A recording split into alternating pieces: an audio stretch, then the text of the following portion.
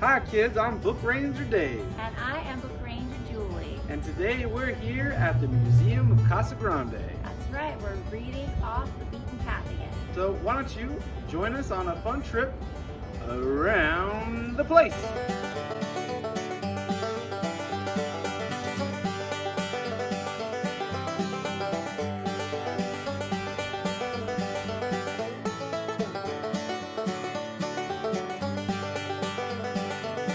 I hope you enjoyed exploring the history of Casa Grande.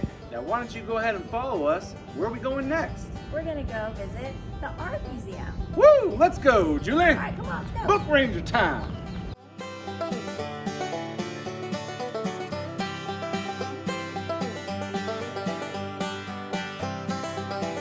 It's beautiful here. You have to come check it out and read off the beaten path. So join me and Book Ranger Julie as we explore the art museum, and then we'll follow it up with a cool book.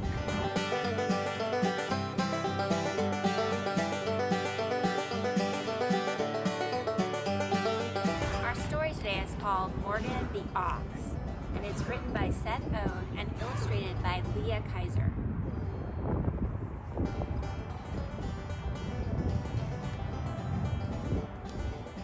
Have you ever heard of Morgan the Ox?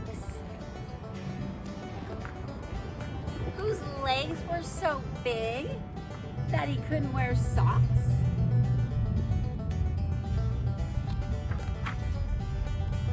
Who was so very fast he could outrun a fox?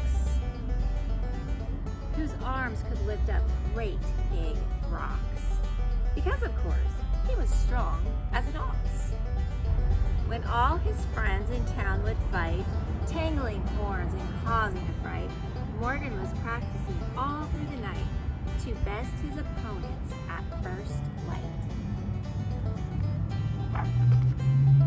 What did he practice all day and all night? Would you be surprised if I were to say that it is a game you might like to play? When your chores are done and out of the way, to play this game, you have to be strong, graceful, and swift, with arms that are long. Can you guess? I bet you'll be wrong, for he loved to play the game of ping pong.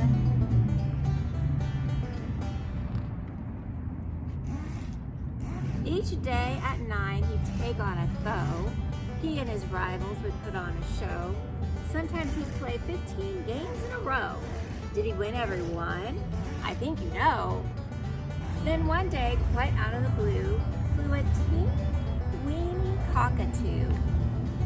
He could have fit in Morgan's shoe. What did he want? The musk ox knew. My name is Harry, the little bird crowed. I've flown for days while it rained and it snowed. Why have I followed this unpleasant road? Listen now, you're about to be showed. The bird perched on Morgan's nose so long, hopped around and whistled a song. He looked at the ox with a stare so strong, and at the top of his lungs he screeched, "Ping pong!"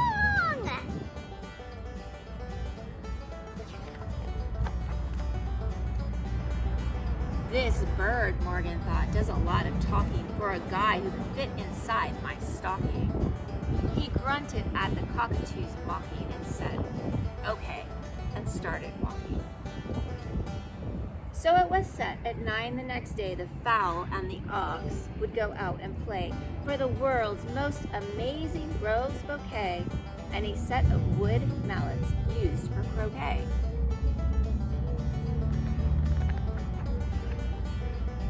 At 9 the next day, the crowd entered. Morgan and Harry were ready and centered. Everyone waiting for what would be rendered, for neither player had ever surrendered. The game began and the cockatoo served. The ball hit the paddle, the table, and curved. Morgan went one way, stopped, and then swerved, missed the ball, and became unnerved. The ox went on a 9-point run. Morgan thought this game is fun. But the bird refused to be outdone, scoring 9 points, still winning by 1.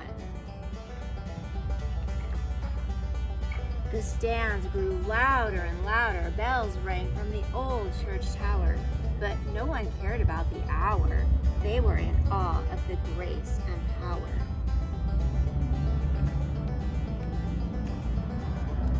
Match point. It was Harry's to win. He shot Morgan a sneering grin. Morgan forged courage from deep within, for he knew his chances might be thin. Harry served and paddled the ball. Morgan the ox gave it his all. He took a mighty, spectacular leap, missed the ball, and fell in a heap. Did Morgan get angry and throw a fit? Did he yell, "You cheated or I quit"? No. Morgan got up. A smile lit his face. He gave the cockatoo a huge embrace. Anger, hate, no, not a trace. Morgan knew second was still a good place. Being a poor sport would be a disgrace.